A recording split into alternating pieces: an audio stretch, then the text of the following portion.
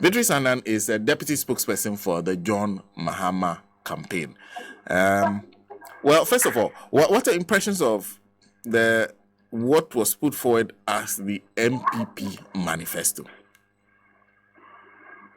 I think that the MPP does not take the Ghanaian people seriously. I think that for some reason their foreign consultants are not helping them to appreciate the realities of the Ghanaian people. And so yesterday's manifesto was a repetition and copying of many of the promises that President Mahama has been making, and also a repetition of the failed promises in their 2020 manifesto. I do not think that this manifesto was inspiring or shows any progress that will be made with the MPP in power, because if you look at the body language, if you look at how people were leaving the room or the auditorium at the time Dr. Bawumia was reading his policies, need I say more? I've had the benefit of reading the over 40-page manifesto, and I can tell you that there is nothing intriguing in it. It tells you the MPP do not have fresh ideas to govern this country. You can see that they are mentally tired.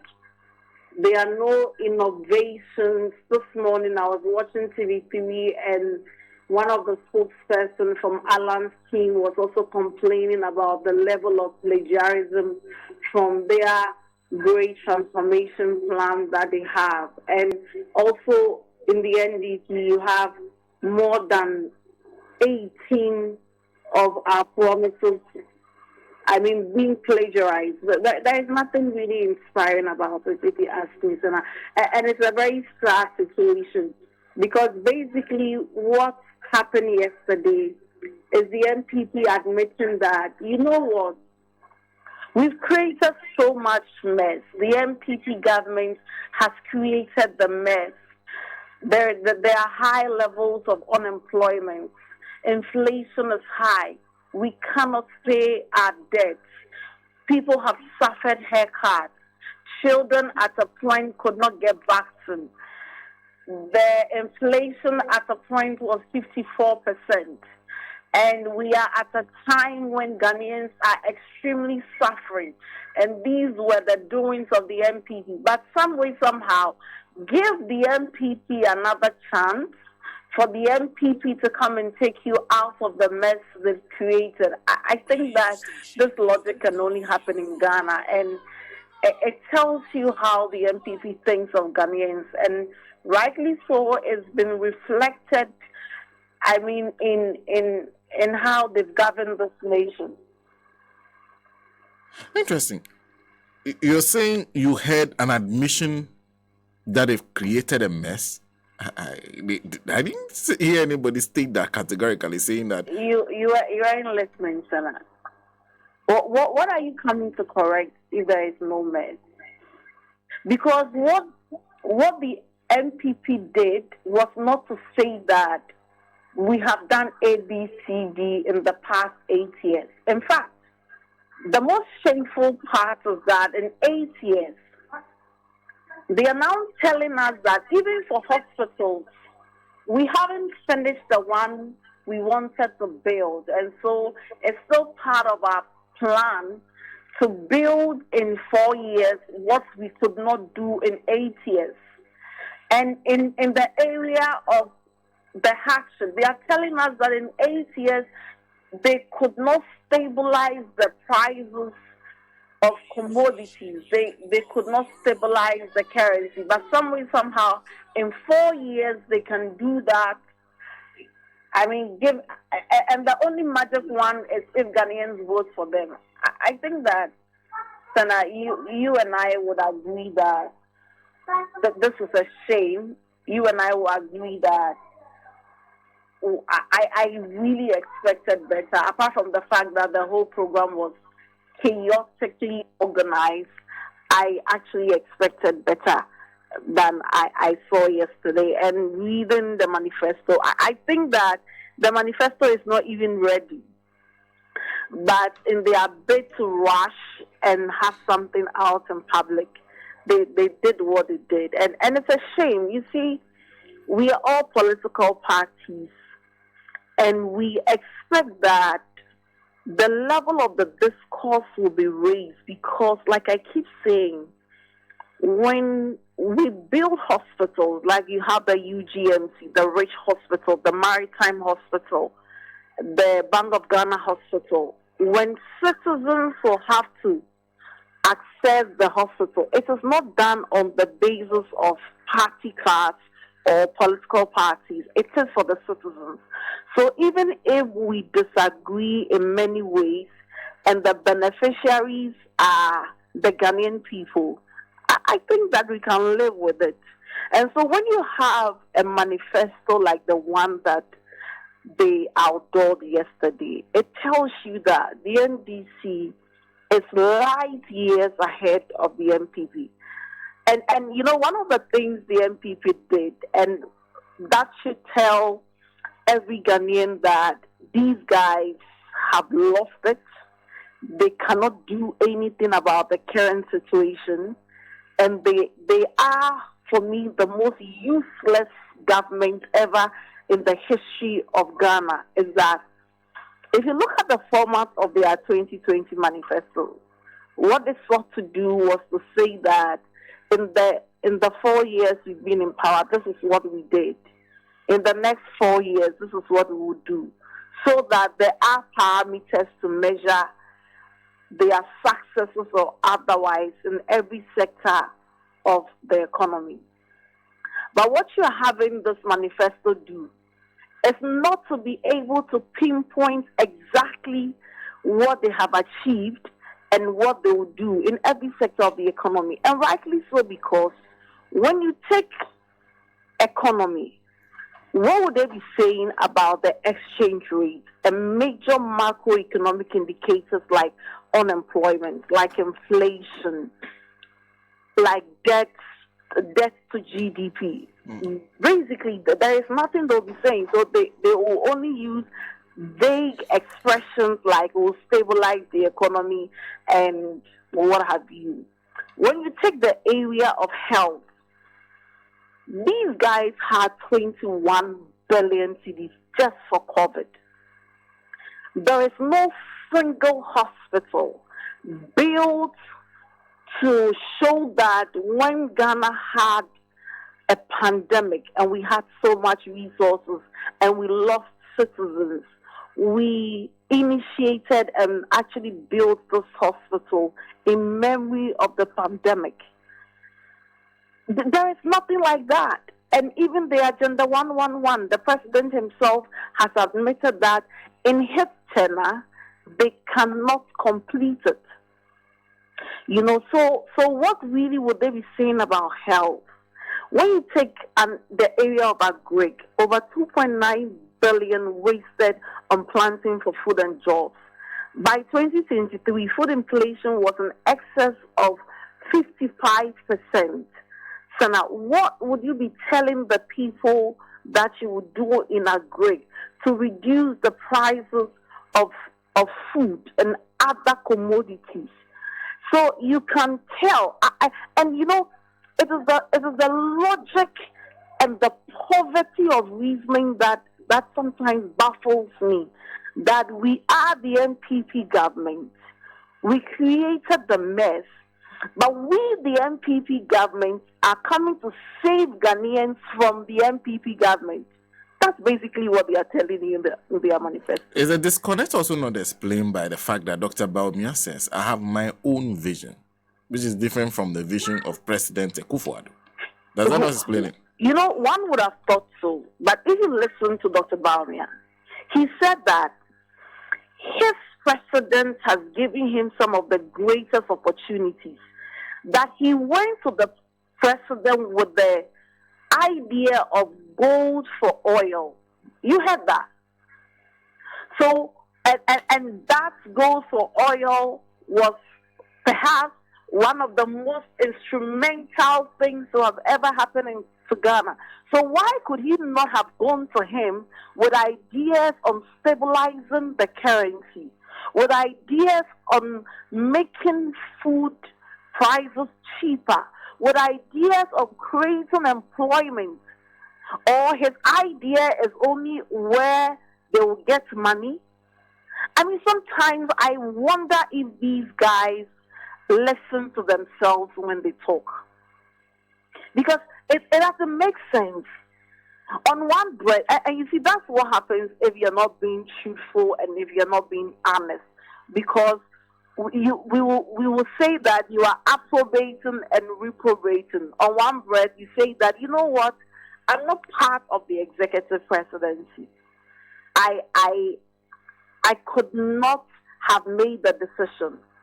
On another breath, you say that when it comes to gold for oil, I went to the president and I did this. When it comes to building applications, I went to the president and the president gave me his blessings to build applications. But when it comes to the very fundamental things that will make the Ghanaian feel a bit better, calculated to enrich the lives of many young people, you seem not to be, concerned, or on that one, you cannot go to your president. What kind of vice president is he? And what kind of leader would he be? Sana, I want to say that, you see, we've had many politicians in this country. And in our young democracy, we've had quite a number of experiments. And we are still growing. And I've had the benefit of studying the U.S. system and their democracy, and that is ours.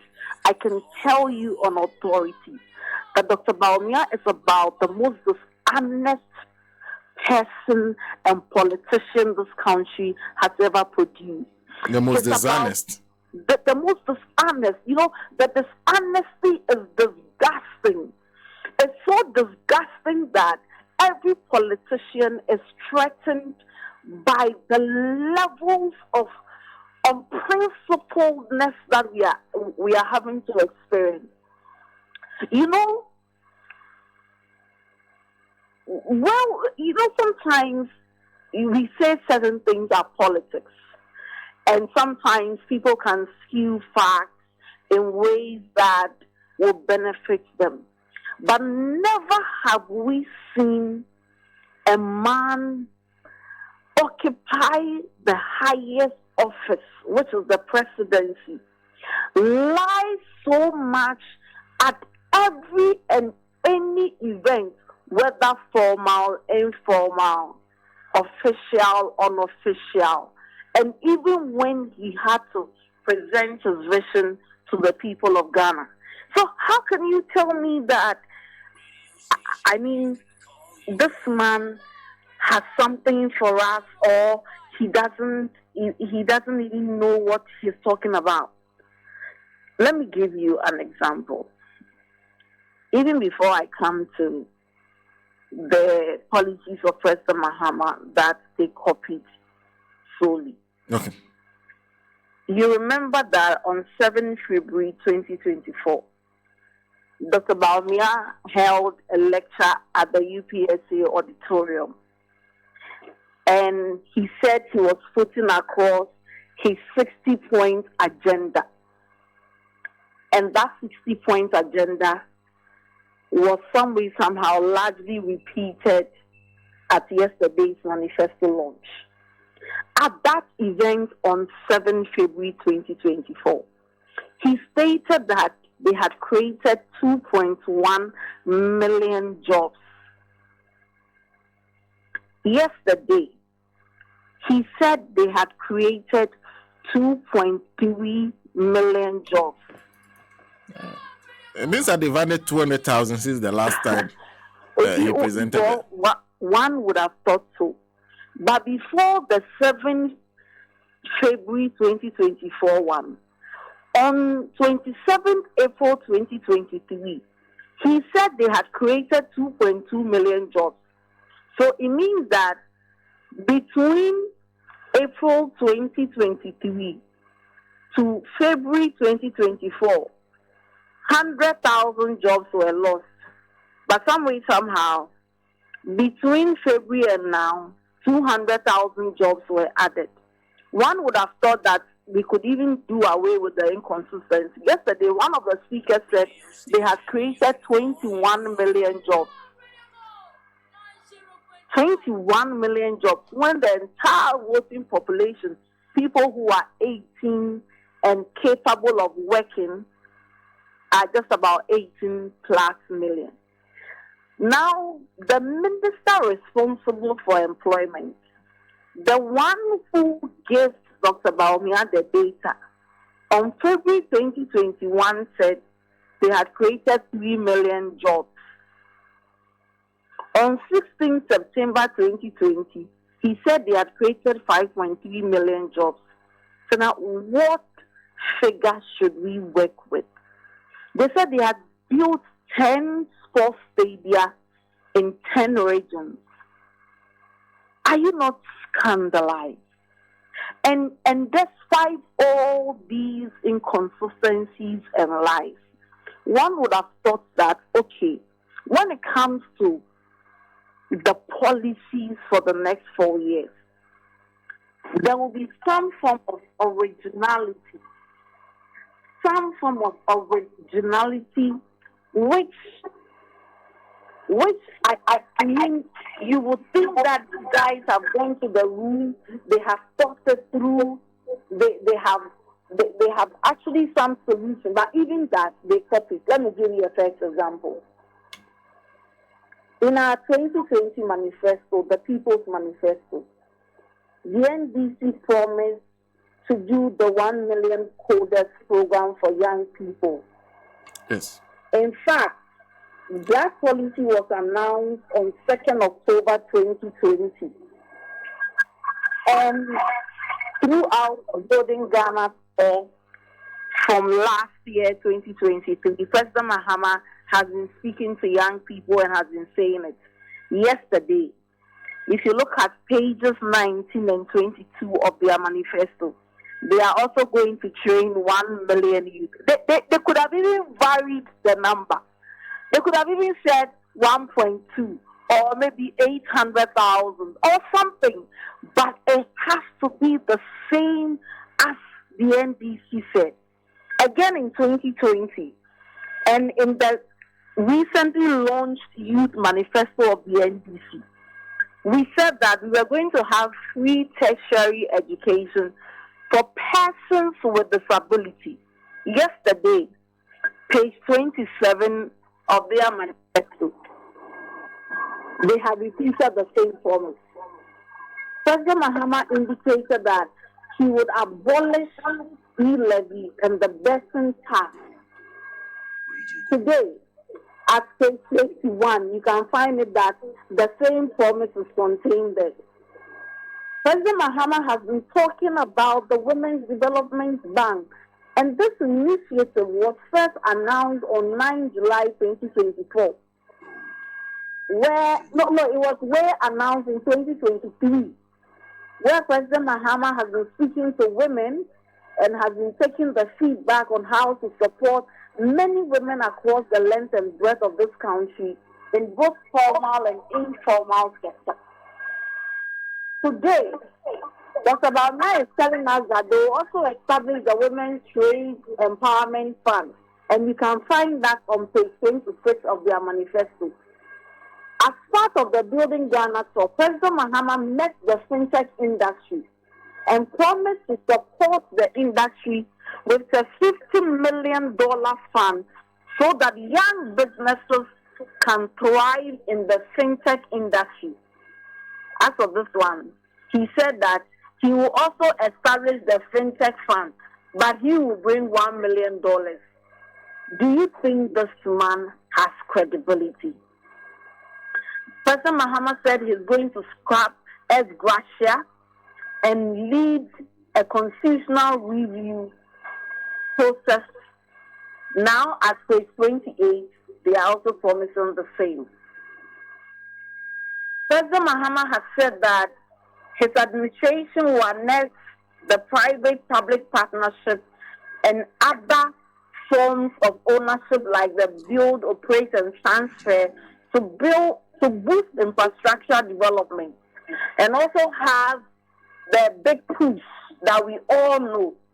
At stage 18, they are telling us that they will also do the same public-private partnership to deliver public infrastructure.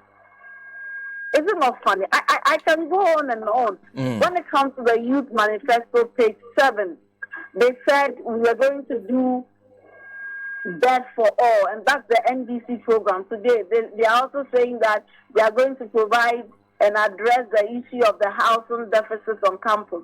But there is one thing they say, or two things. First of all, it has to do with expanding the school of law, building more infrastructure for them. That promise was contained in their 2020 manifesto. They have not done anything about it. They've repeated it for the optics because somewhere in September, the issue of law school admission would come up again. So tell me how any well-meaning Ghanaian who loves his nation, who wants to see Ghana succeed, will want to entrust the destiny of this nation into the hands of a person like Dr. Baumia. Well, Beatrice, we have to leave it here. Thank you very much for speaking to us. Thank you, Sister. My pleasure. Yes. My producer is asking that if it's possible you can come from your distance and join us in studio. A very lovely good morning to everyone. Beatrice Annan is a deputy spokesperson for the John Mahama campaign. Always a pleasure speaking to him. She